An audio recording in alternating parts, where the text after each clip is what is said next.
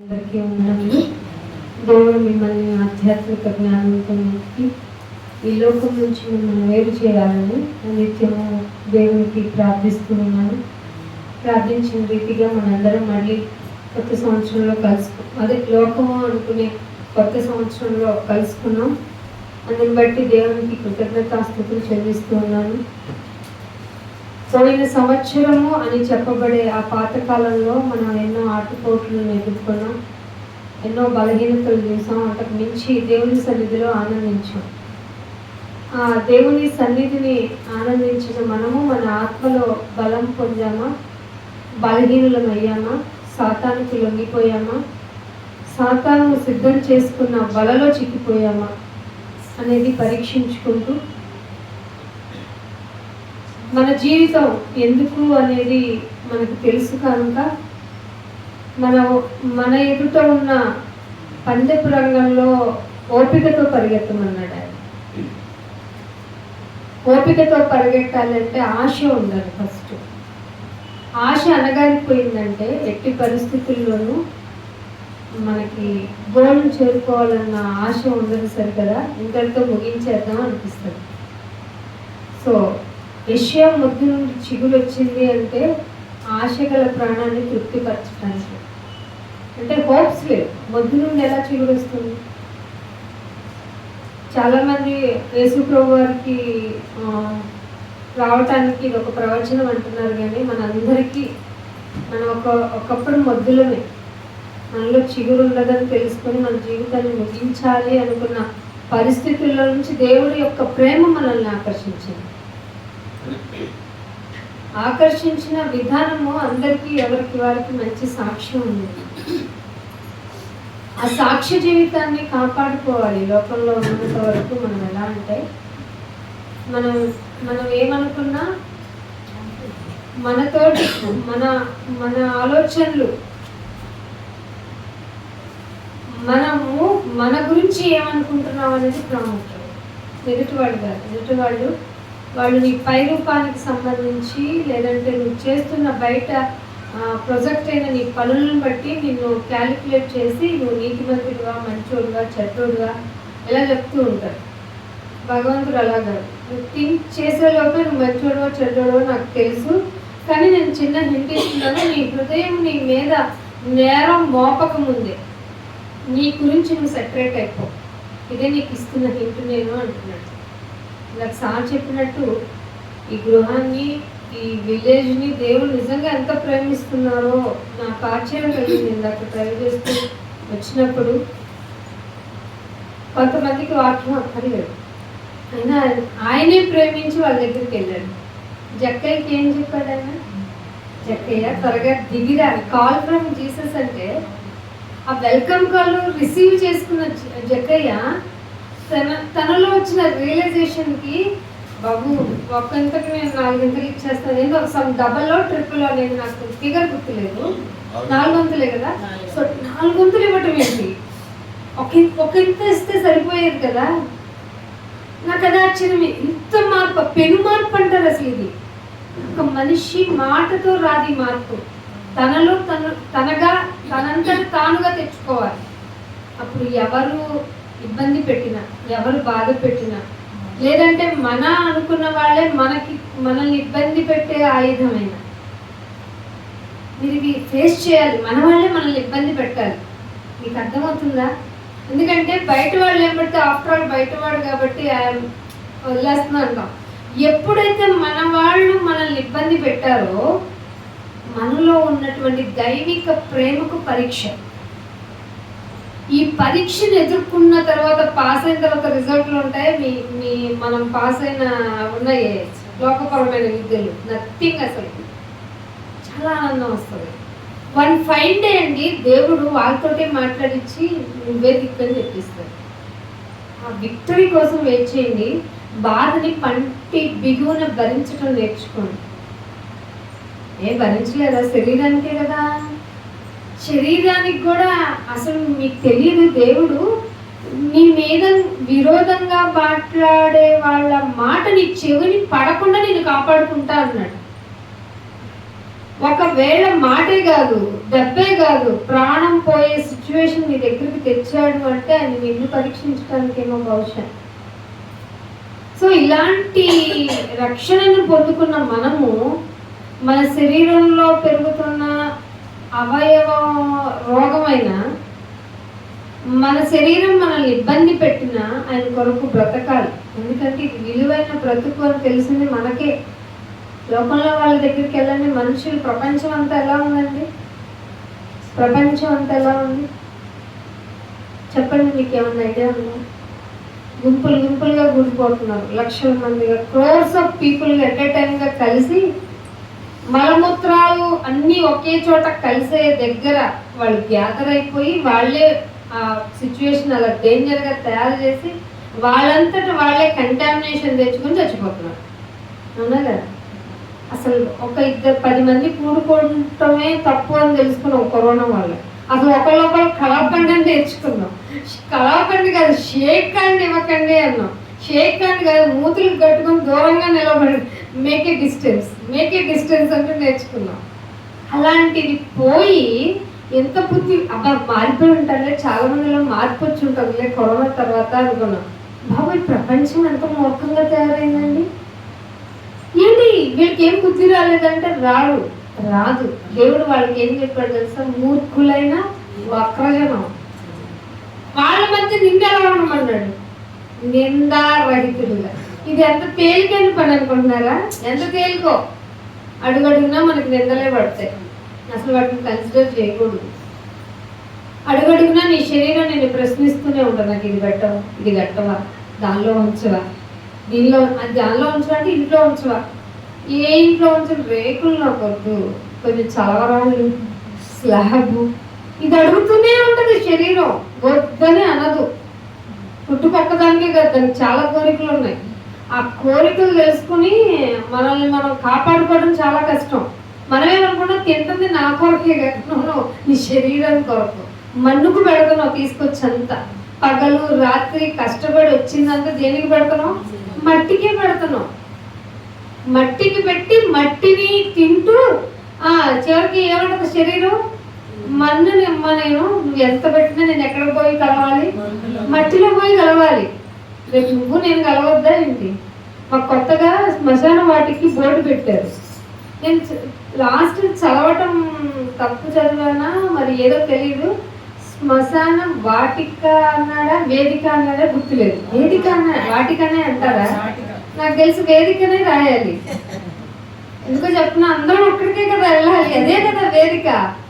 కానీ ఇప్పుడు ఏమంటా, ఎవరినో పంపించడానికి ఈ ప్లేస్లో అబ్బా అక్కడ బాగాలేదు, ఇక్కడ బాగాలేదు, అక్కడ శవం అప్పుడే పిలిచే అబ్బాయి ఎంత స్మెల్ వస్తుంది అనుకుంటాం. కానీ మన వాళ్ళు పోయినప్పుడు కంపల్సరీ వెళ్ళాలి. మా బ్రదర్ పోయినప్పుడు వెళ్ళాను, కానీ ఆశగా ఉంది వెళ్ళాలని. నేను బతికున్నప్పుడు ఒకసారి తీసుకెళ్ళు వెళ్ళాలి. లేదంటే నేను అక్కడ దాకా వెళ్ళలేదంటే మినిమం గవర్నమెంట్ హాస్పిటల్ కన్నా వెళ్ళాలి. అప్పుడే మనలో ఉన్న చావ చచ్చిపోవాలి. మనం చావము ఏదో తల కొట్టిన చావని పావురా అంటారు, ఏదో సామెత ఉండింది. మనం చావము, శరీర కోరికలు ప్రాచీన స్వభావం బుస్సులు వేస్తూ ఉంటాయి. ఆ శరీర స్వభావం నీలో ఉందని గుర్తెరగాలి అంటే నువ్వు ముందు గవర్నమెంట్ హాస్పిటల్కి వెళ్ళిపోయి, లేదంటే ప్రైవేట్ హాస్పిటల్ నియర్ ఐసీయూ దగ్గరికి నీకు ఎలిజిబుల్ ఉందంటే వెళ్ళేసి అక్కడ వెంటిలేటర్ మీద ఉంటారే, బాబు బిర్యానీ తింటావా అని అడుగు. అసలు మాట్లాడతారా? ఐసీయూలో వెంటిలేటర్ మీద ఉన్నా అని.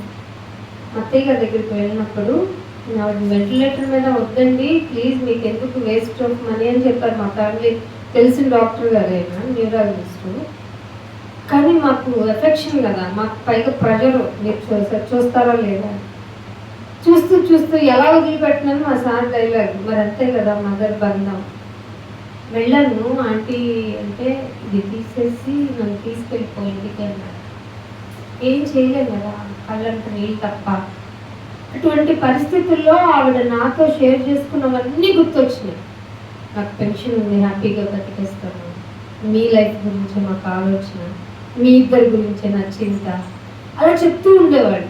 అన్న నువ్వు హెల్త్ బాగా చూసుకో, నువ్వు ఈ పని అంటున్నావు, ఆ పని అంటున్నావు, ఇంట్లో పని కూడా చేసేసుకుంటున్నావు, వాడు చూస్తే వాడు అలాగే ఉంటున్నాడు ఈ పనులను, మీరు ఆరోగ్యం బాగా చూసుకోండి అమ్మా, అని చెప్పారు. ఇన్ని చెప్పిన ఆవిడ బెడ్ మీద ఉంది, ఆవిడకి ఏం చేయగలం మనం? అలాగే నీ పరిస్థితి నా పరిస్థితి రాకుండా ఉండాలంటే ఈ ప్రాచీన స్వభావాన్ని కొట్టేయాలి. దేంతో కొట్టవచ్చు? రోకలు పడ్డలాంటిది. నేను చాకలికి సబ్బు వంటి వాడిని అన్నాడా? ఆ డైలాగ్ మనకే హృదయాలు, మన మురికినంతా తీయాలి. మీరు వచ్చేసి రోజు ఇక్కడ స్నానం చేయాలి. ఏ స్నానం అది? ఉదక స్నానం. కడుక్కొని వెళ్ళిపోవాలి. నాయన ఆ ప్రాచీన స్వభావం అప్పుడు అలా హైలైట్ అయిపోయింది, నా శరీరం బాగా ఇచ్చేసేసింది, నన్ను నువ్వు బాగు చేయాల్సిందే అని కడుక్కొని బల్లలో చేతులు వేయాలి. రోజు చేయాలి. ప్రతి దినం అపోస్తులు ఎందుకు తెలుసా ప్రతి దినం రొట్టెలు ఇచ్చారు. ఏదో కొత్త కొత్త అల్లుడికి ఏముండదు, ఏదో ఉండదంట, పొత్తు ఎరగదా? అలా చేశారు అనుకోకండి. భయంతో చేశారు, భయంతో చేశారు. అపోస్తులు భయపడుతూ బ్రతికారు. ఎవరికి? వాళ్ళ శరీరాలకి. మనుషులు ఎవ్వరికి భయపడలా, అందుకే హతమైపోయారు. చంపేయండి చంపేయండి, ఈ శరీరం ఇట్టాగే చావాలి, ఈ శరీరం ఇట్టాగే చావాలి, మేము ఎగ్జాంపుల్ అవ్వైపోవాలి దేవునికి. అలా ప్రిపేర్ అవుతున్నారు అసలు మనం వాక్యము కోసము బ్రతకని మన జీవితాలు. ప్రపంచం ఎలా పాడైపోతుంది, లక్షలుగా చచ్చిపోతున్నారు. కంటామినేషన్స్ ఎందుకయ్యా అంటే అనేక మంది ఒకే చోట కూడుకోవడం వల్ల. మీరు కూడుకోకుండా అనేక చోట్ల కూడుకుంటే మీకు చిన్న వైరస్ వచ్చి చచ్చిపోతారు. మీరు మిమ్మల్ని మీరే దూరంగా పెట్టుకోండి అంటే కొంతమంది ఇక్కడికి వచ్చి మాట్లాడతారు, వాళ్ళు వెళ్ళాలేమో కుదరలేదు. సో ఫిజికల్ డిసిప్లిన్ అనేది చాలా ఇంపార్టెంట్ మనకి. ఆ ఫిజికల్ డిసిప్లిన్ ఎంత ఇంపార్టెంటో స్పిరిచువల్గా మనల్ని మనం డిసిప్లిన్ మేనర్లో పెట్టుకోకపోతే చాలా కష్టం. అది ఎలా వస్తుంది? నీ ఇంట్లో నువ్వు ఉంటే వచ్చేస్తుందా? ఆదివారం భజన కార్యక్రమాలు జరుగుతాయి గుళ్ళల్లో, అక్కడికి వెళ్తే వచ్చేస్తుందా? అంటే పాట పాడితే మన భక్తిని చూపించేసినట్టు, దేవుడికి ఆరాధించేసినట్టు అని అనుకునే భ్రమ కలిగించేటువంటి మందిరాల్లోనికి వెళ్తే మనం బాగైపోతామా? నథింగ్, అవ్వదు. ఎక్కడికి రావాలో తెలుసా? నిన్ను కరెక్ట్గా ప్రొజెక్ట్ చేస్తుంది వాక్యం. నిన్ను కడిగేసుకోవాలి తప్పదు. ఇక వాక్యాన్ని నన్ను టార్చ్ లైట్ వేసినట్టు చూపించేస్తుంది. ఇక నేను వాక్యానికి లోబడిపోయాను, నన్ను నేను బాగు చేసుకోవడం తప్ప వేరే మార్గం లేదు అనేటువంటి ప్లేస్కి రావాలి. అదే అక్కడ ఎక్కువ మంది కూడుకుంటారా అంటే బైబిల్ చెప్పింది కూడుకోరట, చిన్న మందగానే కూడుకుంటారు. ఎందుకంటే మనిషి స్వభావం ఏంటంటే ఆనందంగా ఉండాలి, అధిక సంతోషం ఉండాలి, సందడిగా ఉండాలి, అన్నీ బాగుండాలి. అసలు మనుషులు 100 మంది 10 వందల మందిగా బయలుదేరి మనల్ని మనం ఉత్సాహపరుచుకుంటూ జీవితాన్ని గడిపేయాలన్న చోటకి వెళ్తే చాలా బాగుంటుంది అనుకుంటున్నారు. క్లాస్ రూమ్లో ఎంతమంది ఉండాలి మామూలుగా? మీకు ఎవరికైనా ఐడియా ఉందా? గవర్నమెంట్ కాలేజెస్లో 40 మందికి ఎగ్జామ్షన్ ఇస్తారు, కానీ ప్రైవేట్ దానిలో 25 కంటే ఎక్కువ అక్కర్లా. ఎందుకంటే బెస్ట్ రిజల్ట్ కావాలి అంటే 25 మెంబర్స్ చాలు. ఎక్కువ మంది వస్తే క్లాస్ని ఇంకో డివైడ్ చేసి ఇంకో రూమ్లో అయ్యింది అంటారా లేదా? ఏది ఆఫ్టర్ ఆల్ ఈ లోకంలో క్లాసులకి. మరి ఏంటంటే 100 వేలుగా వచ్చి ఆరాధించేసారు అంటారు. ఏం నేర్చుకున్నారు? నేర్చుకో. మనిషి మాటకి బానిస అవుతారు, ఆ మనిషి బాడీ లాంగ్వేజ్కి. దేవుడికి కాదు, దేవుని మాట చెప్పించే విధానంలో దేవుని మాట శ్రద్ధగా మనసులోకి వెళ్తే వాళ్ళలో రియలైజేషన్స్ వచ్చి ఇంకొక విధంగా ఎలాగైనా దేవుని కోసం ప్రకటించే విధంగా మార్గం తెరిచేవారుగా తయారవుతారు. లేదా వాళ్ళే మార్గం అవుతారు, వాళ్ళే మార్గదర్శకులు అవుతారు.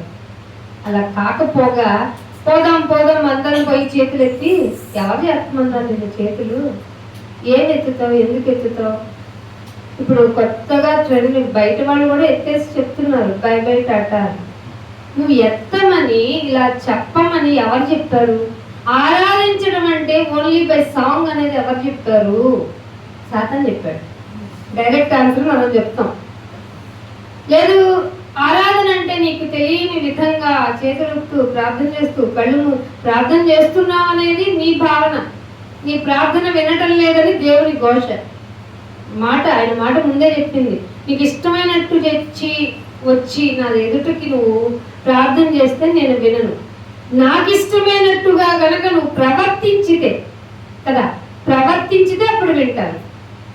సో మానవ సమాజం నాశనం వైపుకు పరుగులు తీయడం కాదు, ఉరకలు వేస్తుంటే సత్యం తెలుసుకున్న మనము ప్రాచీన స్వభావాలతో మనల్ని మనమే వెనక్కి లాక్కుంటే ఎక్కడికి వెళ్తుంది మన గమ్యం? ఇది కదా ప్రశ్న.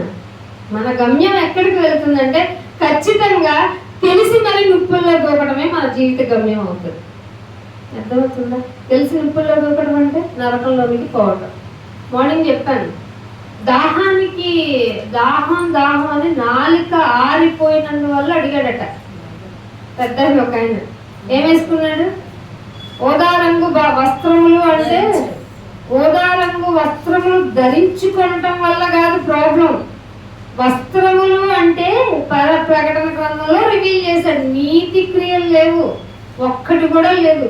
ఎదుటివాడు అట్లా చచ్చిపోతున్నాడు, కుక్కలు వచ్చి నాకేస్తున్నాయి, వాడు నా గుమ్మం మంది ఉన్నాడు, వాడికి నేను చేయవలసిన సేవ కూడా ఉండింది, అది కూడా చేయకపోగా వాడికి ఫుడ్ పెట్టకపోగా వాడు రోగంతో చచ్చేలాగా నేను ప్రవర్తించానంటే ఎదుట మనిషిని ప్రేమించలేను అంటే ఆజ్ఞనే నేను పాటించలేదు. ఏంటో ఆజ్ఞ? నిన్ను వలే. దాహం వేస్తుందంటే తాగుతావా? ఎక్కడ నీళ్ళు, ఎక్కడ ఏ నీళ్ళు? కూల్గా ఉన్న వాటర్ కాదు. అంటే ఒక వ్యక్తి చనిపోతున్నాడని తెలిసి కూడా నువ్వు రియాక్ట్ అవ్వలేదంటే ధనవంతుడిగా ఉండి నీకు ధనం ఇచ్చి ఏంట్రా ఉపయోగం లేదు. ఒక్క నీతి క్రియ లేదా నీ దగ్గర?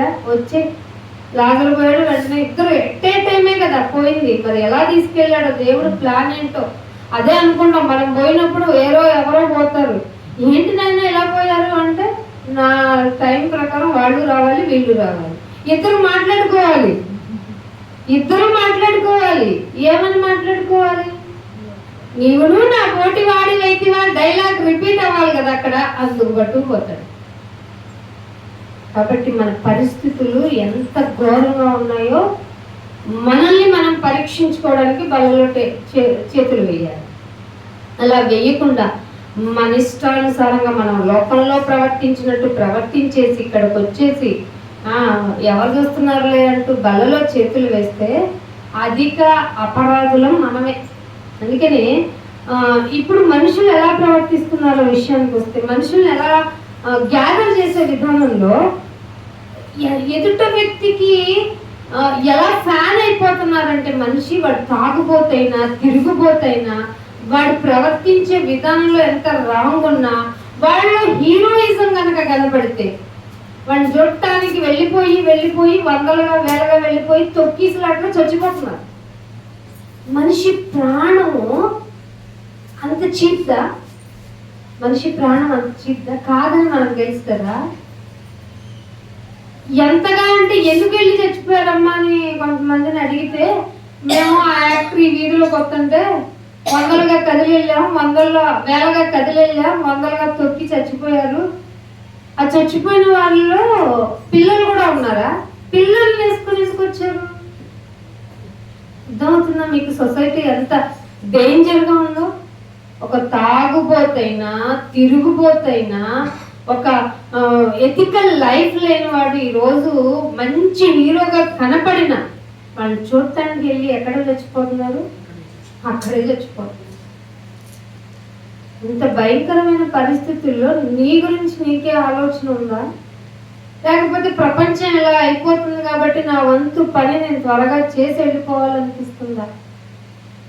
పైగా రాజకీయ నాయకులు ఎలా వాడుకుంటారు చూడండి.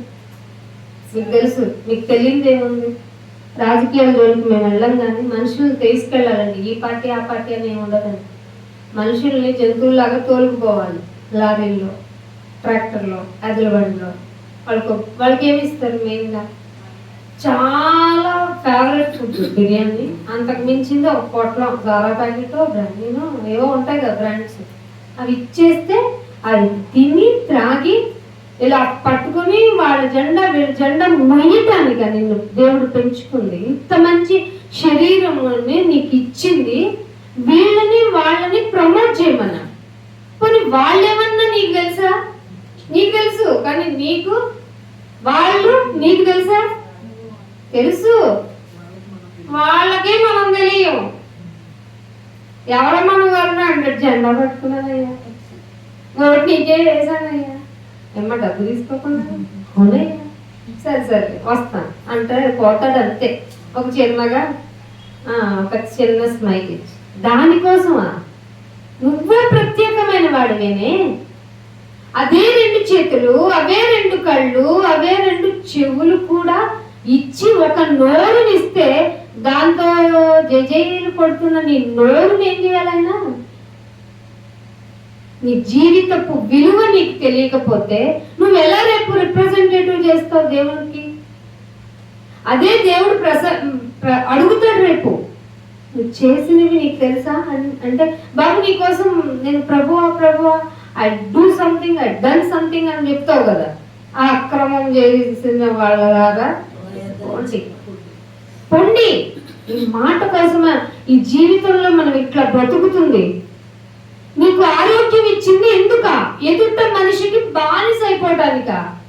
ఎదుట మనిషి నీలాంటి వాడే అని తెలిసి కూడా, వాడి యొక్క బలహీనతలన్నీ తెలిసి కూడా ఎదుట మనిషికి నువ్వెందుకు బానిస అవ్వాలి?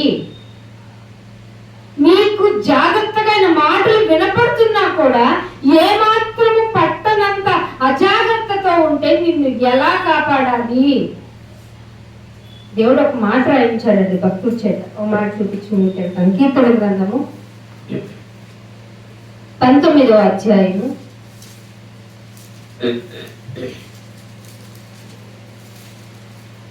13వ వచనం చూడండి. దురభిమాన పాపములలో ఏంటట? అభిమానం ఉండటం కాదు, మన అభిమానాలు ఏంటయ్యి? దురభిమానాలు. దురభిమానము పాపము. బాబోయ్, నేను చదివినప్పుడు బాబోయ్ అనుకోడు, ఒప్పదం అయిపోయింది, క్షమించండి. దురభిమానమా? ఈ మాట నాకు డిఫరెంట్ గా అనిపించింది చదివేటప్పుడు. మేము స్కూల్లో ఉన్నప్పుడు హిందీ సినిమాల్లో ఉన్న యాక్టర్కి బాగా ఫ్యాన్. ఎంత ఫ్యాన్ అంటే హోమ్ థియేటర్లు పెట్టుకుని ఆ మెలోడీ సాంగ్లు పెట్టుకుని ఊరికి చదివినట్టు చదివి ఆ పాటని దాన్ని ఓతపదంగా పాడుకునేవాడు. కానీ అది తప్పని తెలియదు, ట్రెండ్ అని తెలిసింది. తర్వాత బైబిల్ చెప్తాను కాదు, ఎంత పాపం చేశానయ్యా నేను, ఎంత దురాభిమాన. వాడు ఆ యాక్షన్ చేసినందుకు లక్షల కోట్లు తీసుకుంటాడు. మనం ఏదో పెద్ద ఉచితంగా వాడికి సేవ చేస్తున్నాం, డబ్బులు ఇచ్చి వాడి క్యాసెట్లు లేదంటే వాడి సినిమాలు డౌన్లోడ్ చేసుకొని, లేదంటే ఒక హీరో గురించో ఒక రాజకీయ నాయకుడి గురించో ఒక మంచి సాంగ్ హిట్ అయింది అనుకోండి, దాన్ని మనం పెట్టుకొని డౌన్లోడ్ చేసుకుని ఇవన్నీ చేస్తున్నాం. మనకి దేవుడు ఏం చెప్పాడు తెలుసా? ఉంటే ఉంది కానీ అది ఏ అభిమానం తెలుసా బిడ్డ? గౌరవాభిమానం. అది ఏమైతుంది ఆయన అంటే పాపం తల్లి, అయ్యో ఇది పాపం అని తెలియదు నాయన. అందుకే నీ గురించి జగత్తు యొక్క పునాది వేయబడక ముందు రక్తం ఇచ్చేసానమ్మా, రక్తం ఇచ్చాను. ఇంతగా పాపంలో పడిపోతానన్నా నా గురించి రక్తం ఇచ్చానైనా, పాపం అని తెలియకనే ఉన్నానైనా నేను. వాడు మనిషి, లోకపు నటనలో ఇంకా నటిస్తున్నాడు వాడు. నువ్వు మారాలి కదా, నువ్వు మారుతావని తెలిసి, సత్యం అంగీకరిస్తావని తెలిసి, నేను నిన్ను ఆకర్షించుకుంటానని తెలిసి అలా స్టెప్ ఇందాక సార్ చెప్పారు కదా, మనల్ని ఆయన కాపాడుకుంటున్న విధానం మనకే ఆశ్చర్యం కలగాలి. అప్పుడు పాపం జోలికి వెళ్ళాం. అందుకే అంటున్నాడు, దురభిమాన పాపంలో పడకుండా నీ సేవకుణ్ణి ఆపుము. ఈ ప్రేయర్ చేసావు ఎప్పుడన్నా? జై జై అనుకుంటూ వెళ్ళిపోయావా? నాకు ఈ హీరోయిన్ అంటే ఇష్టం అంటది పెళ్ళైన తల్లి, నాకు ఆ హీరోయిన్ ఇష్టం అంటది. ఆ హీరోయిన్ ఏమంటది తెలుసా? బట్టలకి వేసుకోవడానికి నాకు ఇండిపెండెన్స్ ఉంది, నువ్వెవరు అడగటానికి అంటారు. ఆఫ్ కోర్స్ నిన్నెవరో వేసుకోమన్నారు, వచ్చేసా బయటికి, కుక్కలు కదా తరుముతే నిన్ను. అలా వస్తే మరి 2 పీలకలు వేసుకొని వస్తే వద్దమ్మా మంచి మొత్తం ధరించుకుని రా అని చెప్పాలి. చెప్తున్న వాళ్ళు చెప్తానంటావు. అందుకనే దురభిమాన పాపంలో పడకుండా నీ సేవకుణ్ణి ఆపు, అవి నన్ను ఏలేస్తాయి. దురభిమానం ఏం చేస్తుందట? ఏల్తది నిన్ను. తిండి తినరు, అబ్బో మా కాలేజీలో ఉన్నప్పుడు, ఆఫీసులో ఉన్నప్పుడు ఆర్గ్యుమెంట్స్, ఒక హీరోల గురించి పోట్లాట్లు జరిగాయి, పార్టీల గురించి పోట్లాట్లు జరిగాయి. ఇవన్నీ వేస్ట్ అని బైబిల్ చదివితే కానీ తెలియలేదే. అవి నిన్ను ఏలేస్తాయి. తిండి తిననియో, తాగనియో. తినే పాలని, తాగే పాలని ఫోటో మీద పోస్తారు కానీ వస్తున్న మీరు అభిమానించే వాళ్ళ మీద పోయండి. టోల్ సెంటర్ ముందు వాడిని అంటారు ఎవరు, బాడీ గార్డ్స్. ఆ పాలు దాహంతో ఉన్న పిల్లలకి ఇవ్వండి. ఎంతమంది బిడ్డలు పాలు లేక, నెలల పిల్లలు, రోజుల పిల్లలు పాలు లేకుండా ఉంటే నువ్వు తీసుకెళ్ళి, ఆ పాలేమో పొల్యూటెడ్ పాలో మంచి పాలో తెలీదు, తీసుకొచ్చి ఫోటో మీద పోసేస్తా ఉంటావు. బిందెలు బిందెలు గుమ్మరిస్తున్నారు. అవసరమా ఇది? ఇది అభిమానమా, దురభిమానమా? ఖచ్చితంగా దురభిమానం. దీని గురించి పాట నాకు 4 పేజీల పాఠం ఉంది. జస్ట్ హిట్ లైన్ ఇది, హిట్ లైన్. అయితే ఏమంటున్నాడు, నన్ను ఏలనీకు, సరే నాన్న నువ్వు ప్రే చేసావు కాబట్టి నేను ఏలనీను, అప్పుడు ఎలా ఉంటాను నేను అని ప్రశ్నిస్తే యథార్థవంతుడుగా ఉంటావు. వాక్యం జరుగుతుంటే పరిగెత్తుకుంటూ వస్తావు. వాక్యం ఏంటి బోరింగ్ అనుకుని వెళ్ళావు. వాక్యానికి ఇవ్వండి ప్రయారిటీ. మనం ఎన్నో రోజులు, ఎంతో సమయం బయట గడిపేది ఎక్కువ, ఇక్కడ గడిపేది తక్కువ. దీని ఇంపాక్ట్ అస్సలు ఉండదు. కానీ ఉన్న కొద్దిసేపు అయినా వాక్యానికి మనం ప్రయారిటీ ఇచ్చుకోవాలి. అందుకే యథార్థవంతుడనై అధిక ద్రోహము చేయకుండా, ఏమవుతుందంటే దురభిమానము అధిక ద్రోహం చేయకుండా నిన్ను కాపాడుతుంది. అర్థమైందా? అధిక ద్రోహము చేయకుండా, నిందలు పడకుండా నువ్వు కాపాడబడతావు. సో మనుషుల్ని ప్రేమించకండి. మనుషులందరూ ఒక చోట కలుద్దాం అంటే వెళ్ళకండి. మీరు ఒంటరి అయిపోయింది. అందుకే దేవుడు ఎప్పుడో వినిపించాడు, ఎవరైనా ఒంటరిగా ఉంటే ఏమవుతామండి? అభద్రతకు లోనవుతామా లేదా? ఒంటరిగా ఉంటే ఫీల్ అవుతామా లేదా? కానీ దేవుడు ఏం చెప్పాడు, నువ్వు ఒంటరి అయిపో, నేను వచ్చేస్తా. వాడి 1000 మందితో ఈక్వల్. అంత బలం ఉంటది. నేను ఒంటరి, చాలా మంది అమ్మా నేను ఒంటరిగా ఉన్నాను, ఒంటరిగా దిగులు పడుతుందంటే వాళ్ళు జాలిగా చూస్తారు. దేవుడు ఇచ్చిన ఆప్షన్ వాళ్ళు ఎలా ఏడుస్తున్నారు. చిన్నపిల్లలకి హెల్తీ ఫ్రూట్ ఇచ్చామనుకోండి ఏడుస్తారు. వద్దు మమ్మీ నాకు చాక్లెట్ ఇవ్వు మమ్మీ అని. నిన్న మా ఆఫీస్లో మా కొలీగ్ వాళ్ళ బాబు వచ్చాడు. వాడికి ఎప్పుడు చాక్లెట్ ఇస్తున్నాం కదా అని ఫ్రూట్ ఉందని ఫ్రూట్ వద్దు, నో నో అంటున్నాడు. ఎందుకు ఇది హెల్తీ కదా అంటే, నో ఐ నీడ్ చాక్లెట్ అంటున్నాడు. వాడికి తెలుసు అది ఎంత డేంజరో. మనం కూడా అంతే. మన ఒంటరితనాన్ని చూసి మనం ఏడుస్తున్నాం అంటే ఎంతో అర్థం తెలుసా? నీకు ఇవ్వబడిన ఫ్రూట్ తలుచుకొని ఎందుకు నైనా నన్ను ఇలా చేసామని ఏడుస్తున్నాం, మారం చేస్తున్నాం దేవుడి దగ్గర. దేవుడు నీ వైపు జాలిగా చూస్తున్నాడు, జాలిగా చూస్తున్నాడు. పెట్టండి నేను ఒంటరి ఇంట్లో కూడా ఇచ్చానే, ఒకడు 1000 మంది అన్నానే, మార్నింగ్ ఇంకా వాక్యం వినిపిస్తున్నాను. మనం అనుకున్న వాక్యం పద్దాక నాకే వినపడుతుంది, నీకే వినపడాలి, నీకే వినపడాలి. ఇలా ఒక ఎన్నిసార్లు విన్న వాక్యమే వింటాం అనుకున్న వాళ్ళకి దేవుడు ఏం చెప్తున్నాడు తెలుసా? ఇది ఎన్నోసారి వింటుంది, ఈ మాట ఇంకోసారి, ఇది 10 సార్లు అంటే 11వ బ్యాచ్ లేపేయాలి, డైలీ క్లోజ్ చేసేయాలి. అర్థమవుతుందా? వాక్యం నీకు వినపడుతుంది అంటే 10వ దేవుడి దృష్టిలో ఎన్నిసార్లు వినపడిన తర్వాత నీ డైరీ క్లోజ్ చేయాలనుకుంటున్నాడో. విన్న వాక్యమే కదా. తినగ వేపాకి చేదైపోద్ది, తీపైపోద్ది. వాక్యం ఎంత విన్నా బోరింగే కదా అనుకోకు.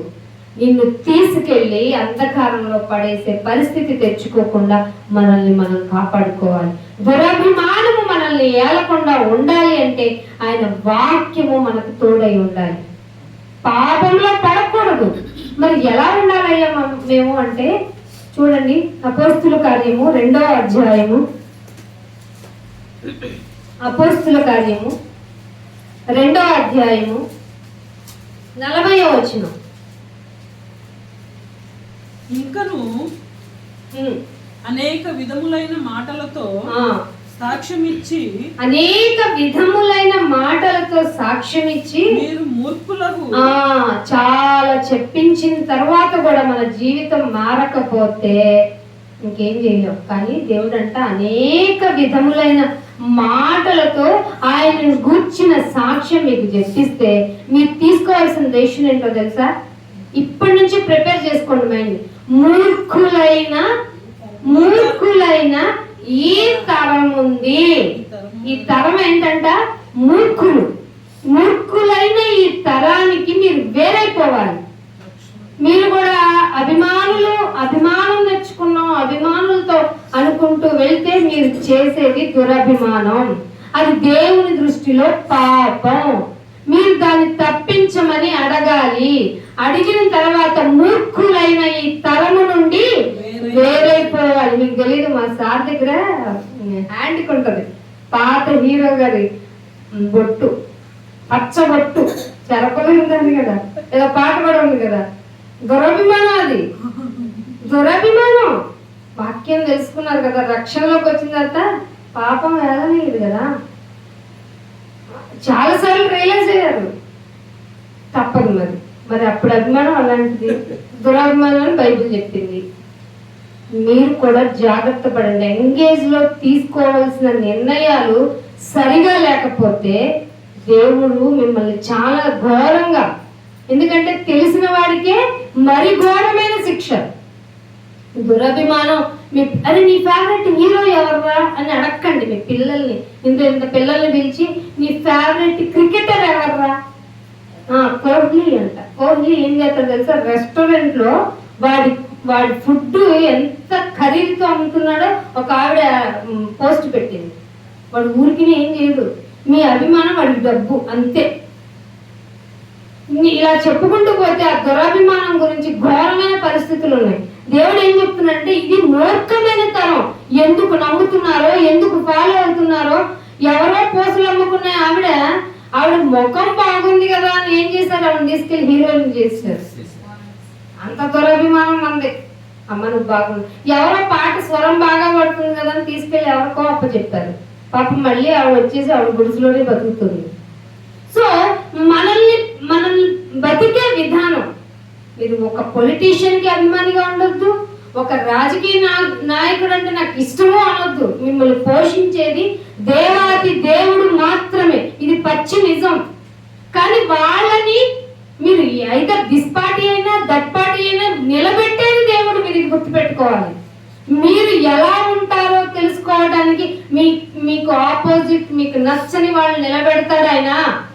నీకేం పెరగాల? అప్పుడు విశ్వాసం పెరగాల, దేవుడా అంటూ ఏడవాల. పరీక్ష. మూర్ఖులైన ఈ తరానికి వేరవుతున్నారా, దగ్గరవుతున్నామా? మనం కూడా మూర్ఖులైన ఈ తరము వారికి వేరయ్యి రక్షణ పొందండి అని ఏం చెప్పాడు? చంచండి నాన్న, ప్లీజ్ నాన్న అన్నాడా?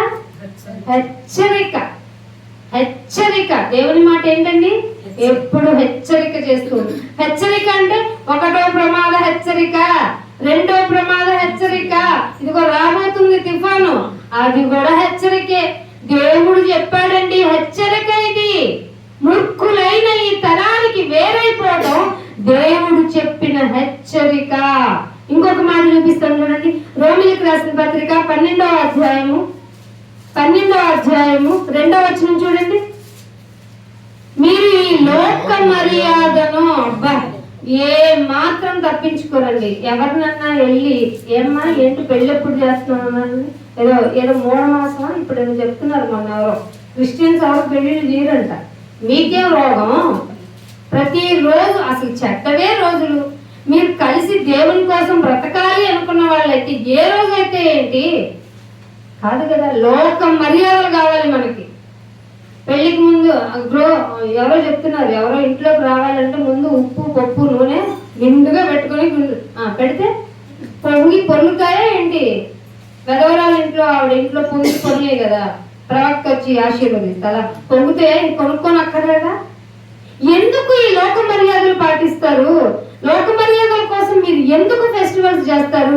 పండుగ, అమావాస్య, విశ్రాంతి దినం అని ఏటి విషయంలోనైనా మిమ్మల్ని క్వశ్చన్ చేసే విధంగా మీ భక్తి విధానం ఉండొద్దు కదా బైబిల్. కాదు మేము పండుగ చేస్తాం. మేము అమావాస్య కూడా అమావాస్య పండుగ మహాసభలను చూసాను నేను ఎక్కడో. ఇంకా అమావాస్య పండుగ ఏం చెప్తాము? కొన్ని వాక్యం పిలిచామని చెప్పిస్తారా? చెప్పేవాళ్ళని నేను పొద్దున కూడా చెప్పాను, వాకింగ్ చెప్పే వాళ్ళ గురించి వినలేక కూర్చోవాలి కదా, తప్పదు కదా, కూర్చుని ఇంట్లోకి వెళ్ళి సనుక్కుంటారంట. 106 కీర్తనలో ఉంటది. వాళ్ళు విన్నంత విని విసుకొచ్చి ఇంటికి లోపల గృహములోనికి వెళ్ళి గుడారములోనికి వెళ్ళి సణుగుకొనిది. వాక్యం అంటే అంత ఇరిటేషన్ అవుతుంది ఈ మధ్య మనుషులకి. వాక్యము నిన్ను పట్టుకోకపోతే, వాక్యం విన్నంతసేపు నీకు ముళ్ళ మీద కూర్చున్నట్టే ఉంటది. నాయన ఈ శరీరాన్ని నెలకొట్టు వాక్యం ద్వారా అడుగు. దేవుడు ఏమంటున్నాడు? ఈ లోక మర్యాదను అనుసరించు. అమ్మ అందరూ వెళ్తున్నారు, అలా వెళ్దాం. ఏదో దారి ఒకళ్ళైతే ఏదో ఉంది సామెత గుర్తురావట్ల, ఆ దారి చొప్పున మనం వెళ్ళాలి అనుకోకండి. దేవుడు ఏం చెప్పాడంటే, వాళ్ళందరూ అటు పోయారు అనుకో నాయన, మరి నేను కూడా నా తల్లిదండ్రులు మా తండ్రిని సమాధి చేసి రావాలిగా, అది లోక మర్యాద కింద చేసే మృతుల్ని వాళ్ళందరూ అటుపోతే నేను ఎటు రమ్మన్నాడు? అటున్నావా నలుగురితో నాయన నాయన అంటే నారాయణ అనేది పేరు మాత్రమే. నలుగురితో నాయన నాయన అంటూ పోతున్నావా? ఫ్రెండ్ అంటూ పోతున్నావా? అక్క అక్క అంటూ పోతున్నావా? లోక మర్యాదను అనుసరింపక ఉత్తమముంది ఒకటి, ది బెస్ట్ ప్రైజ్ లోను. ఇంకోటి ఏంటంటే మనం కొంటాం బెస్ట్ ప్రైజ్, ఈ మాటల్లోనూ దొరకని అతి ఉత్తమమైనది నీ దగ్గర ఉంది. అనుకూలము ఎవరికి? నీకు అనుకూలమైనది కాదు.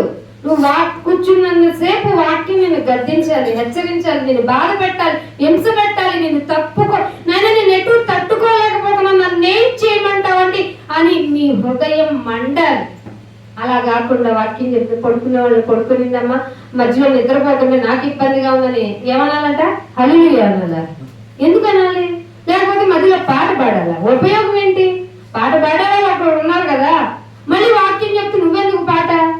సమయాన్ని దొంగిలించడం కాదు ఇది. ఎవరు చెప్పారు? లేని సిద్ధాంతాలను ఎందుకు చొప్పించడం? ఉత్తమము, అనుకూలం అంటే దేవునికి అనుకూలం. దేవునికి అనుకూలము ఒకటి, సంపూర్ణమై ఉన్నది దేవుని చిత్తం. మన జీవితంలో ప్రతిదీ అసంపూర్ణమే. ఎందుకంటే దేన్నైనా మనం వదిలిపెట్టి పోవాలి. ఇది గుర్తు పెట్టుకోండి. చీర కొంటున్నావా? దీన్ని ఎప్పుడోకప్పుడు నేను వదిలిపెడతానో లేదా దీనితోనే చేస్తాను. మీకు తెలియదు, కొంతమంది యూట్యూబర్లో కొంతమంది వాళ్ళ అంతిమ యాత్ర కోసం ఒక ప్యాకెట్ పెట్టుకుంటున్నారు.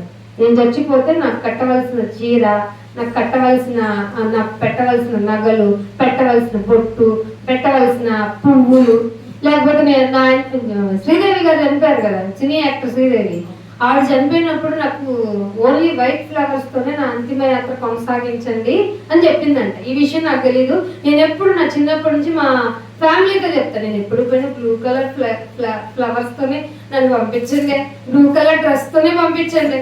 తర్వాత అర్థమైంది అస్సలు సిద్ధపడకూడదు. అట్లా దేవుడు ఎట్లా కుక్కలకు అప్పచెప్పిన అంతే కదా, మన శవం ఎక్కడికి పోతుంది ఆయన మనుషులకు మాత్రం చెక్కకుండా నన్ను భూస్థాపితం చేసేది. ఎందుకంటే వాళ్ళు చేసే హడావుడు అంత ఉండదు. భూస్థాపిత కార్యక్రమాల్లో ఉంటదండి హడావుడి. బాబోయ్ అసలు ఎంత బాగా ఉంటారో, ఎట్లా ప్రవర్తిస్తారు చెప్పనా? మేము ఎప్పటికి పోయిన వాళ్ళని పంపిస్తాం అంతే అన్నట్టుగా ప్రవర్తిస్తారు. వాళ్ళని చూస్తూ నాకు వీళ్ళు ఎప్పుడు పోనా, ఇక్కడ నిలబడ్డా నేను పోనా? నాయన నేను మాత్రం మనుషులకి చెక్కకూడదు, ఎందుకునైనా నన్ను కరోనాలో తీసుకుపోగా. ఎందుకంటే అప్పుడు ఎవరు టచ్ చేయరు కదా. మీరు ఎలాంటి మరణాన్ని కోరుకుంటున్నారు? సంపూర్ణమై ఉన్న దేవుని చిత్తమేదో పరీక్షించండి. పరీక్షిస్తున్నారు అసలు? పరీక్షించి తెలుసుకొని మీ మనసు మారాలి. పరీక్షించి తెలుసుకున్న తర్వాత ఏం మారాలి? రోజు మారాలి మనసు. ఎందుకంటే రోజుకు ఒక విషయం మీద ఫిక్స్ అయిపోతుంది మన మైండ్. ఇక లాస్ట్కి ఏమనాలంటే పౌల్ గారు లాగా పేతురు గారు అన్నారంట, నేను కూడా సిలివేస్తుంది నాయన, ఆయనతో ఈక్వల్ గా నన్ను సిలివైకండి, నాకు తెలియదు తలకిందలు వేసేయండి ఆయన అన్నాడంట. అంటే ఒక మనిషి దేవుని చిత్తాన్ని, సంపూర్ణమైన దేవుని చిత్తాన్ని పరీక్షించి తెలుసుకుంటే ఇంకా మరణం గట్టిగా నాకు తగలాలి నాయన అని కోరుకుంటాడు.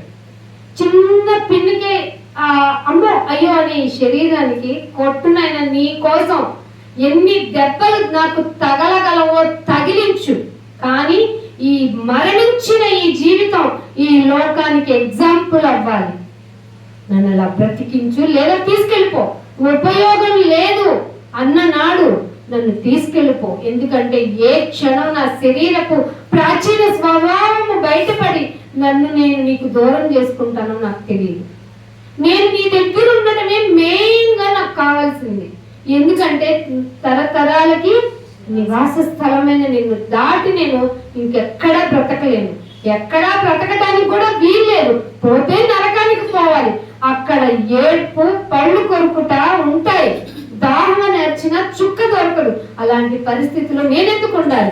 అందుకే సంపూర్ణమై ఉన్న నీ చిత్తం ఏంటో పరీక్షించి తెలుసుకొని నా మనసు మార్చుకొని నూతనమై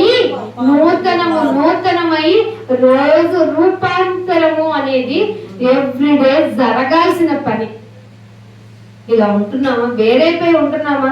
లోక మర్యాదను అనుసరించకుండా ఉన్నామా? అందుకే గలతీ పత్రికలో కూడా ఒక మాట ఉంటుంది చూడండి. గలతీ పత్రిక 6వ అధ్యాయము 14వ వచనం చూడండి. అయితే మన ప్రభువైన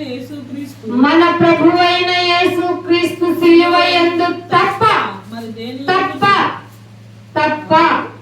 అక్కడ ఆగిపోదామండి. తప్ప ఏ తప్ప?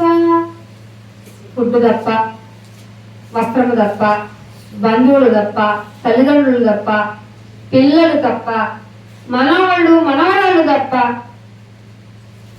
యేసుక్రీస్తు శిలువ నీకు ప్రయారిటీ అవ్వాలి. ఏమంటున్నాడు అక్కడ? యేసుక్రీస్తు శిలువ యందు తప్ప మరి దేని యందు నాకు అతిశయం ఉండకూడదు. ఫిక్స్ అయిపోండి. ఇలాగా నూతన సంవత్సరం అనుకుంటున్న ఈ లోకానికి మనల్ని మనం ఫిక్స్ చేసుకుందాం. నీ శిలువ యందు తప్ప మరి దేని యందు అతిశయించుట నాకు దూరం అయిపోవాలి. దూరం మగుగాక. తనను తాను ఎలా చెప్పించుకున్నాడు చూడండి ప్రవక్త. ఒక మంచి రైటర్, దేవుని కోసం బ్రతికే పర్సనాలిటీ ఏం కోరుకుంటుందో చూడు. నీ శిలువ మరణము తప్ప ఏదైనా నాకు దూరం అయిపోవాలి. అసలు అలా ఎప్పుడైనా ప్రార్థన చేశారా? ఇంకేముంది వాక్యంలో తెలుసుకోవాల్సిందనేటువంటి ఒక విధానంలో ఫిక్స్ అయిపోయి ఇంకేం లేదనుకుంటున్నారా ఏంటి? మీరు దేవునికి దగ్గర అయ్యే కొలది ఆయన ఇంకా ఎక్స్పాండ్ అవుతారు. అందుకే సత్యము బహులోతైనది. అందుకే అంటున్నాడు నాకు దూరం అయిపోవాలి అతిశయించడం. కొంతమంది దేవుని చూసి అతిశయిస్తారు, కొందరు గుర్రాలను బట్టి, ఇప్పుడు ట్రెండీగా కార్లను బట్టి. ఆ కార్లన్నీ పోతున్నాయి కదా, వరదలు వచ్చినప్పుడు ఎక్కడికి పోతున్నాయి? చిన్నపిల్లలు బొమ్మలు పోయినట్టు పోతున్నాయి. ఎంత ప్రేమగా చూసుకుని ఉంటారు మా సార్ లాగా. స్టీరింగ్ మీద చేయకూడదు ఇవ్వరు. పైగా మొన్న ఒక ఏదో ప్రాబ్లం విధంగా వచ్చి చూస్తే భలే ఉందండి బండి, ఎందుకు ఉండదు? అసలు అలా చెయ్యి కూడా పెట్టలేము, ఎందుకంటే నీకు రాదు కదా. కానీ ఆ బళ్ళని ఏం చేశాడు దేవుడే కదండి. వరదలు కొట్టుకుపోయింది. కొంతమంది వరదల్లో బండితో సహా మనుషులు కూడా కొట్టుకుపోయారు. ఇల్లు కొట్టుకుపోయి ప్లేసే లేకుండా స్మాష్ అయింది. ఏంటి వాటన్నిటిని చూసి కదా మనం అతిశయపడింది.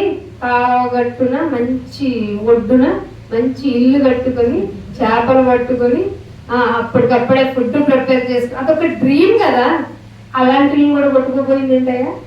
నువ్వు దేని ఎందు అతిశయించావు కదా. పదా వచ్చి నీకు దేని ఎందు అతిశయించాల్సిందంతా ఈ లోకపరంగా దేన్నైతే అతిశయిస్తున్నావో జీవిలో మంచి మెడల్ కొట్టాలి. అవుట్ ఆఫ్ కంట్రీ వెళ్తావా? అవుట్ ఆఫ్ కంట్రీ నేను ట్రంపులు లేపుతాను. నిమిషానికి రూలు పెడుతున్నాడు. భయంగా బ్రతుకుతున్నారు. ఉన్నాడు ఉందామా వద్దామా, వచ్చామంటే ఎక్కడ కొరకపోద్ది, అక్కడ ఉన్నామంటే ఉంచుతాడో లేదో తెలియదు. ఇంత కష్టాలు ఉంటే విదేశీ ప్రయాణం సుఖం, స్వదేశీ ఆగమనం అనే బోర్డు కనపట్లే ఎక్కడ. అసలు ఎప్పుడైనా ఏరోప్లేన్లు ఆగిపోతాయన్నా? బస్సు స్ట్రైకులు తెలుసు మనకి, ట్రైన్లు తెలుసు, ఏరోప్లేన్లు ఎట్ ఏ టైం ఆగిపోవడం చూసామా? మనం చూసాంగా. అన్ని దూరం కాక దూరం అవ్వాలండి. మన జీవితం ప్రతి విషయంలో లగ్జరీస్ అయిపోతుంది. మిడిల్ క్లాస్ అయినా మనం కూడా ఎక్కువ ఓవర్ దాన్ ఇంకా ఇంకా ఇంకా కావాలంటది శరీరం. అన్ని దూరం అగ్గు కాక నాకు నన్ను ఫీల్ అవ్వండి. కష్టపడుతున్నాను ఆయన. ఎందుకు కష్టపడుతున్నా? ఆత్మ కోసం. నిజం చెప్పండి. నా డబ్బు నా ఆత్మకు ఉపయోగపడుతుందని. అబ్బే, మన శరీరం కోసం అండి ఎంత తుచ్చమైన పరిగెడుతున్నాం మన జీవితం. అందుకే అంటున్నాడు, నీవు అతిశయించేది ప్రతిదీ నీకు దూరమగు గాక. దాని వల్ల ఏమవుతుందంటే లోకమునకు నేను సిలువ వేయబడ్డాం. ఈ లోకంలో ఎవరు మాట్లాడినా రియాక్ట్ అవుతావా? అందరిని నాయన వాళ్ళు కాపాడు, వాళ్ళు ఏంటో అలా పరిగెడుతున్నారు దురభిమానంతో, అయ్యో అలా తొక్కుకొని చచ్చిపోతున్నారు. నీ దర్శనం అంటూ వచ్చి తొక్కుకొని చచ్చిపోవడం ఏంటి నాయన?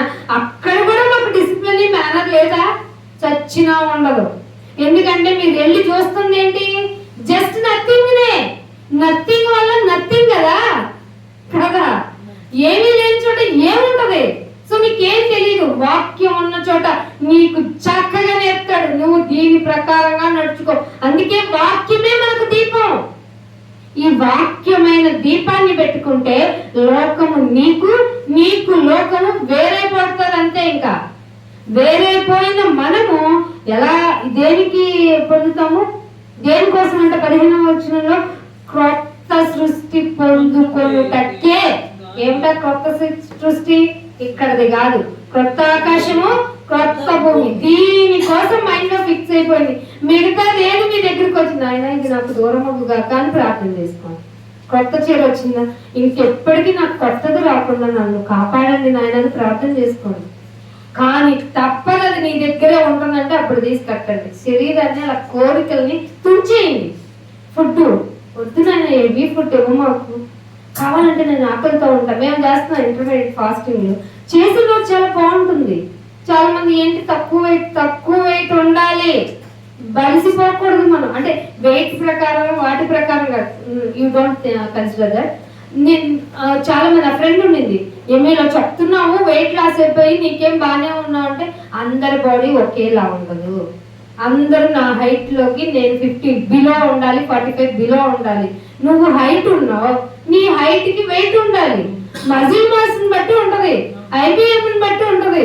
నేను చేసినట్టు నువ్వు నాన్న చేసినట్టు కాదు.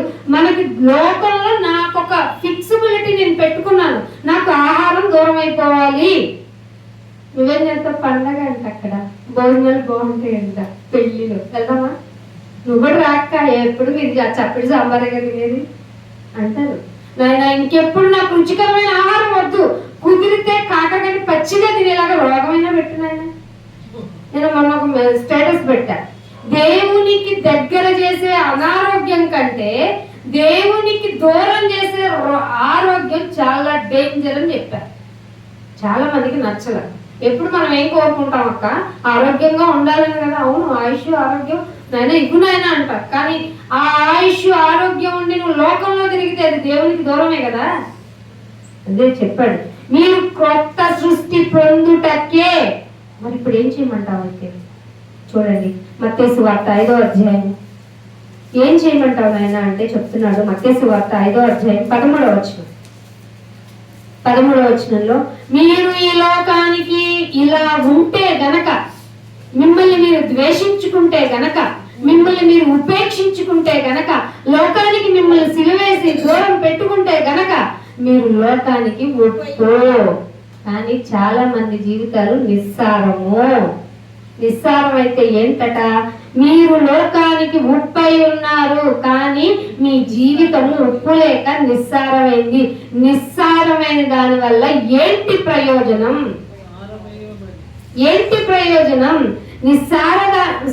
మీరు దేని వల్ల ఇంకా సారం పొందుకుంటారు? లోకానికి ఉప్పుగా ఉండాల్సిన మీరే నిస్సారం అయితే దేంతో మీరు సారాన్ని తెచ్చుకుంటారు? బైబిల్ అంటుంది, మీరు దేంతో తెచ్చుకుంటారు? అయితే అది బయట పారవేయబడటానికి తప్ప there is no use. అంటే మిమ్మల్ని బయట పారవేయటం అంటే ఉప్పు లేని వారిగా మనం ఉంటే మనం తీసుకెళ్లి దేవుడు ఎక్కడ పడేస్తాడు? బయట అంటే ఆయనకి బయట ఏంటది? నరకంలో, అగ్నిలో. అయితే మీరు లోకానికి ఇంకో ఉప్పుగా కాక ఇంకో విధంగా ఉన్నారట, వెలుగు.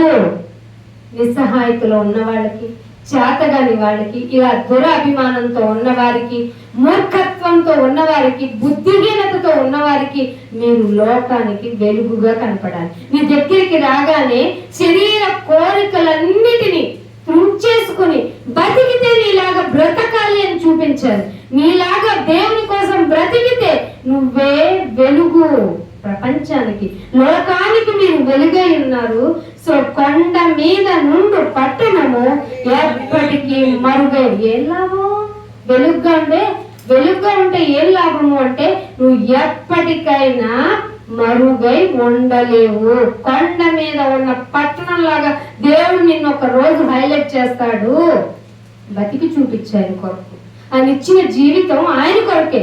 కానీ నువ్వు ఈ లోకంలో బ్రతికినా నిన్ను ఇంకా కాపాడుకుంటున్నాడు. ఆయుష్నిచ్చి, ఆరోగ్యాన్ని ఇచ్చి, యవ్వనంలో కూడా నేను ఇంత బాగా చూసుకుంటున్నాడంటే కేవలం నీ మీద ఆశ, ప్రేమ. ఆ ప్రేమను చులకనగా చూడొద్దు. అందుకే 1 కొరింథీ ఎఫెసీయులకు రాసిన పత్రిక 5వ అధ్యాయము, ఎఫెసీయులకు రాసిన పత్రిక 5వ అధ్యాయము 8వ వచనం చూడండి. మీరు పూర్వమందు మనం ఏమై ఉన్నాము? చీకటై ఉన్నాము. ఇప్పుడు వెలుగులో ఉన్నాను నాయన అంటానికి ఏంటి నాయన ప్రూఫ్లు అంటే, వెలుగు సంబంధం ఏంటంటే సమస్త విధమైన మంచితనం ఉందా లేదా? ఒకటి ఉందండి మంచితనం. అందరినీ రెండమ్మ ప్రార్థనగా అంటాను అంతే మంచితనం. అది వాళ్ళని పిలిచినా పిలవకపోయినా నీ జీవితం వాళ్ళు పరిగెత్తుకుంటూ వచ్చి ఇక్కడ నీ గురించి, నీ సాక్షి జీవితం వల్ల ప్రార్థన వాక్యంలో ఆకర్షింపబడి రావాలి. సమస్తమైన మంచితనంలో ధనాపేక్ష కలిగి నువ్వు కూడా లోకపరమైన దురభిమానంలో మింగిలవకుండా, లోకం ఏ మత్తులో అయితే ఉందో, ఏ మత్తులో ఉండి తమ జీవితాన్ని తొక్కుకొని చచ్చిపోతుందో వాటి నుండి విడిపోయి నువ్వు ఎలా అయితే బ్రతికి చూపించావో ఆ సమస్తమైన మంచితనం నీలో ఉందా? మామూలు మంచితనమే లేదే, నీలో సారమే పోయిందే. నిస్సారమైన దాని వల్ల ఫలితం ఏంటంటున్నాడు ఆయన. సమస్తమైన మంచితనము, నీతి. ఎవడైనా బ్రతికేయగలడు. ఎప్పుడో తెలుసా? అన్ని బాగున్నప్పుడు. ఆ నీతి మంతుల మధ్య నీతిగా బ్రతికించి చూపించు. ఉప్పు నీటిలో బ్రతికే చేప ఎలా ఉంటుందంట? చాలా రుచిగా ఉంటుందంట. అదే ఉప్పు పట్టలేదా? ఉప్పు చేపల సంగతి పక్కన పెట్టండి. సముద్రపు చేపలు చాలా టేస్ట్ అని విన్నాను, నాకు తెలియదు, మరి మీకు తెలిసేమో. ఆ ఉప్పులో బ్రతికినటువంటి చేప ఎందుకని మరి ఉప్పు పట్టలేదు? నీతిగా బ్రతికింది. తన జీవితంలో ఏ కొదువు ఉన్నా, ఎలాంటి ప్రాబ్లం ఉన్నా తను నాయన నీ కోసమే, నా ముందు ఎలాంటి పరిస్థితి ఉన్నా నేను లొంగను, నేను పట్టుకోను, నా చేతులతో ముట్టుకోను. అలా బ్రతికేవా? సమస్తమైన మంచితనము, నీతి, సత్యం ఏమన్నా కనబడుతుందా? ఏ సత్యం? అబద్ధము ఆడని తెలుసానేమో కాదు. సత్యం వాక్యం కదిలిస్తే మీలో నుంచి ఏం రావాలి? జీవ జల ధార రావాలి. అర్థమైందా? అదే వాక్యం. సత్యం ఏమన్నా ఉందా? నేను చూస్తే ఎందుకురా బాబు ఇక్కడికి వెళ్ళి లోకంలో వెళ్తే కాస్త ఎంటర్టైన్మెంట్గా ఉంటుంది అన్నట్టుగా ఉందా? వెలుగు సంబంధులకి ఏముండాలంట? సమస్తమైన మంచితనం ఉండాలి, నీతి ఉండాలి, వన్మో సత్యం ఉండాలి. పైగా అంటున్నాడు కనుక, ఇది తెలిసిపోయింది కనుక ప్రభువుకి ప్రీతికరం ఏంటో గమనించండి. ఏమండి మీ ఫేవరెట్ ఫుడ్ ఏంటి వండుతాను అనకూడదు. నాయన ఏదో వండి పడేస్తా, ఆయనకి ఇష్టమయ్యేలాగా చెయ్యను. ఎక్కువ సమయం కేటాయించకండి. బిడ్డనికి ఏం కావాలి? కేక్ చేయనా, ఇంకేమైనా చేయనా, మిల్క్ షేక్ చేయనా అని అడగక్కర్లా. నాయన నేను తక్కువ తినాలనుకుంటున్నాను, తక్కువ ప్రిపేర్ చేయాలనుకుంటున్నాను. నా కుటుంబ సభ్యుల్లో కూడా కోరికలు త్యజించుకొని వాళ్ళు కూడా ఈ లోకపరమైన ఆహారం కోసం ఎక్కువ ప్రాకులాడకుండా, ఎందుకంటే మనిషి బ్రతికేది నోటి మాటతో కాదు కదా, దేవుని నోట నుండి వచ్చు. ప్రతి మాట వల్ల కదా, రొట్టె వల్ల కాదు కదా అని గ్రహిస్తే నీ ప్రేమ సమస్తమైన తెలివితో ఉంటది. ఎప్పుడు చూడు మమ్మీ చప్పగా ఉండే కూరలు వండాలి. సెల్ చచ్చిపోద్ది ఎక్కువ ఉప్పు తింటే. సెల్ డివిజన్ జరిగిపోతే నువ్వు, డివిజన్ కనుక జరగకపోతే నువ్వు వస్తావు. ఇంత ప్రాక్టికల్ లైఫ్ నువ్వు మెయింటైన్ చేయకుండా ఏదో వచ్చాం గుడికి వెళ్ళిపోయాం, ఇదిగో చెప్పేవాళ్ళు వచ్చారు, వినేవాళ్ళు వచ్చారు కాబట్టి సమస్తము మంచిగానే జరిగింది అనుకుంటారు కదా, అది భ్రమ. సమస్త మంచితనం కావాలి అంటే, సమస్తమైన మంచితనము, నీతి, సత్యము నీకు కనబడుతుంది కదా వెలుగు సంబంధం అయితే. సో ఏది ప్రీతికరమైందో దాన్ని పరీక్షించు. ఫస్ట్ పరీక్షిస్తే ఒక రోజులో అయిపోతుంది జీవితకాలంలో ప్రీతికరమైనది. ఫస్ట్ నైనా కొన్ని చీరలు తగ్గించుకుంటా, తర్వాత చీరలే వద్దు, నైనా కొన్ని ఫుడ్ తగ్గించుకుంటా. అసలు నేను ఉద్యోగమా నీ పనే అంటే నష్టపోతున్నానని తెలిసినా నీ పనికి వచ్చేస్తా. అర్థమైందా? సమస్తమును పరీక్షించి దాన్ని వెలుగు సంబంధులు ఎలా నడుస్తారో నడవండి. నడవండి అంటే ఎవరో నడుస్తున్నాడని తీసుకుపోయాడంట దేవుడు. ఎవరు నడిచారు? ఎవరో నడిచారు. ఆనోకు దేవునితో నడిచాను. ఎట్టా నడిచాడట?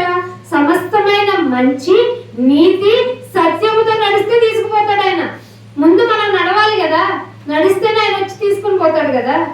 పైగా అంటున్నాడు, నిష్ఫలమైన అంధకార క్రియలు లోకంలో నీకు కూడా జరుగుతున్నాయి, నీలో కూడా జరుగుతున్నాయి. ఏంటవి? యూజ్లెస్. నిష్ఫలము అంటే ఉపయోగం లేనివే కదా. నిష్ఫలమైన అంధకార క్రియల్లో పార్టిసిపేషన్ వద్దు. పాలివార ఇందక వాటిని ఖండించేయండి. వెలుగు సంబంధాలు ఎలా ఉండాలో తెలుసా? ముందు ఖండించాలంటే నిన్ను నువ్వు ఖండించుకోవాలి. అప్పుడు ఏమంటావో తెలుసా? ఎందుకు నైనా ఖండించాలంటే అట్టి క్రియలు చేయువారు రహస్యమందు జరిగించు పనులు కూర్చైనా మాట్లాడటం అసహ్యం. వెలుగు సంబంధులు ఇవి చేయనేకూడదు. సమస్త విషయాల్లో మంచిగా ప్రవర్తించాలి, నీతిగా ప్రవర్తించాలి, సత్యముతో ప్రవర్తించాలి. ప్రీతికరమైనది ఏదో పరీక్షించి తెలుసుకోవాలి. అప్పుడు దుష్కర్య ఏమంట, నిష్ఫలమైన అంధకార క్రియల్లో పార్టిసిపేట్ చెయ్యలేము. అమ్మా ఫ్రెండ్స్ అంతా పార్టీకి వెళ్తున్నారు, అది పబ్లో జరుగుతుందంట. జస్ట్ నేనేం లేను, అక్కడ కూర్చొని డ్రింక్ తాగేసి వస్తాను. వెళ్ళినా మమ్మీ ఇది చూపించారు, నిష్ఫలమైన అంధకార క్రియ. మమ్మీ మీ కొలీగ్స్ అంతా పార్టీ చేసుకున్నా నువ్వు వెళ్ళకపోతే బాగోదు మమ్మీని ఎంకరేజ్ చేసే పిల్లలు ఉన్నారు. అస్సలు నేను వెళ్ళను, నేను లోకానికి వేరేను. చూపిస్తున్నారు మీ ఐడెంటిటీని, చూపిస్తున్నారు వెలుగు సంబంధిగా. ఫ్యామిలీస్ లోనే లేదు, మన వెలుగు ఫ్యామిలీస్ లోనే కనపడటల్లా, ఇంకా బయట సొసైటీకి ఏం కనపడతాం? దురభిమానం కాకపోతే మనం దేవుడిని కూడా ఎలా అభిమానిస్తున్నాం మనం? ఏమంటే ఇష్టం ఆయన, ఏసై ఫోటో పెట్టుకుంటా, ఏసై సిలువ వేసుకుంటా, వాక్యం మాకు ఇష్టం, బయట పెట్టిస్తాను వాక్యం, నేను స్పాన్సర్ చేస్తాను, మీరు పెట్టండి. దురభిమానమేది. క్రియలు చేయకుండా, క్రియలు లేని జీవితం ఏమవుతుంది? చచ్చిన వాళ్ళు ఏం పని చేస్తారు? దేవుడికి ఉపయోగమేనా? అందుకే ఏమంటున్నాడు, మాట్లాడుట అయినా వ్యర్థము. సో 13వ వచనం, సమస్తమును ఖండింపబడి వెలుగు చేత ప్రత్యక్ష పరచబడాలి. ఖండించండి. మిమ్మల్ని మీరు ఖండించుకుంటేనే మీ వెలుగు ప్రత్యక్ష పరచబడుతుంది. ఆ ప్రత్యక్ష పరచబడేదే కదా వెలుగంటే. నీలో ఉన్న మంచితనము, నీలో ఉన్న నీతి, నీలో ఉన్న సత్యమే వెలుగు. నువ్వు ఈ లోకానికి వెలుగై ఉన్నావు. సో మిమ్మల్ని మీరు పరీక్షించుకుంటారో, మీరు అతి మంచి వాళ్ళు అవుతారో, దురాభిమానులు అవుతారో, మిమ్మల్ని మీరు ఎలా ప్రొక్లైమ్ చేసుకుంటారో, దేవుని ఎదుట మిమ్మల్ని మీరు ప్రత్యక్ష పరుచుకునే విధానమే మిమ్మల్ని పరలోకానికి చేరుస్తుంది. అందుకే లాస్ట్ ఒక మాట చూపించి ముగించేస్తారు. యోధా పత్రిక 1వ అధ్యాయము, ఉన్నదే ఒకటే అధ్యాయము, 23వ వచనం చూడండి. నాయన వాళ్ళు అసలు ఎంత దుర్మార్గులో. మా స్లోగన్ ఇదే, అందుకే దీన్ని పట్టుకున్నాం. అగ్నిలో ఉన్నారు అందరూ. జాలి లేదా మీకు? మీ గురించి మీరే తనుకుంటారా? మీ గురించి మీరే బాధపడతారా? మీలోనే సమాధానం లేదా అంటుంది బైబిల్. మీరే ఇలా ఉంటే లోకంలో అగ్నిలో కాలిపోతున్నారు వాళ్ళు. అగ్నిలో నుండి కొందరినైనా లాగినట్లు కొందరి కోసమైనా ప్రార్థన సరి కదా. ముందు మనం బాగుండాలి కదా. మనం లాగాలంటే ఓపిక ఉండాలా, లాగాలంటే మనం ఫిట్ గా ఉండాలా, లాగాలంటే మనం ధైర్యవంతులై ఉండాలా. అగ్నికి ఎలా వెళ్తామండి? భయం కదా. సో అగ్నిలో నుండి లాగినట్లు కొందరిని రక్షించండి. ఫర్ యువర్ ఇన్ఫర్మేషన్, వారి శరీర సంబంధమైన అపవిత్ర ప్రవర్తనకు ఏమాత్రము ఒప్పు అపవిత్రమైన ఆ క్రియని అసహించుకుంటూ భయముతో, ఏ భయంతో? దేవుని భయంతో నీ తరపు నుంచి నువ్వు పనిచేసి ఒక్క ఆత్మను రక్షిస్తావా? పరలోకపు తండ్రి ఆనందానికి కారకులం అవుతామా? అవుదాం, అవుదాం. మనల్ని మనం అసహించుకుందాం, మనల్ని మనం ఖండించుకుందాం, కొందరినైనా అగ్నిలో నుండి లాగేద్దాం. ఇటు ధన్యత మీకు అందరికీ దయచేయాలని దేవుణ్ణి ప్రాధేయపడుతూ ఇంతటితో నా మాటలు ముగిస్తాను. చిన్న ప్రార్థన. తండ్రి, మా జీవితం మాకు ఇష్టమైనట్టుగా ప్రవర్తిస్తున్నాను. మీకు అభిమానం అనుకుంటూ మాలో దురభిమానం ఏమైనా అందుకే మాలో యథార్థంగా కనిపించాల్సిన జీవితం, ఉప్పు కలిగిన జీవితం నిస్సారమైపోయింది. యథార్థత లేదు. వెలుగుగా ఉండాల్సిన మేము నాయన అంధకార సంబంధమైన క్రియల్లో పాలుగారం అయిపోతుంది. క్షమించండి. ఇక నుంచి మేము ఒక దేశాన్ని తీసుకుంటున్నాం. అగ్నిలో నుండి లాగాలి నాయన, ఒకరినైనా రక్షించడానికి. ఇక్కడ కూడుకున్న ప్రతి ఒక్కరము మమ్మల్ని మేము సముదాయించుకుంటూ, మమ్మల్ని మేము ఓదార్చుకుంటూ, మమ్మల్ని మేము ఖండించుకుంటూ, మమ్మల్ని మేము మీ వాక్యంతో బలపరుచుకుంటూ ముందుకు సాగిపోయే భాగ్యం దయచేయండి. ఇదిగో బలలో చేతులు వేస్తున్నాం. మమ్మల్ని అందరినీ శుద్ధీకరించండి. నీ బలలో చేతులు వేస్తున్న మేము నీ వాక్య ప్రచురణ కోసం మమ్మల్ని సంసిద్ధులు చేసుకొని కొందరినైనా రక్షించడానికి, మా వంతు పనిని మేము చేయటానికి మమ్మల్ని సిద్ధపరచమని యేసుక్రీస్తు వారి పరిశుద్ధమైన నామమున ఈ ప్రార్థన అడిగి వేడుకుంటున్నాం తండ్రి. Thank you. All of you. God bless you to all.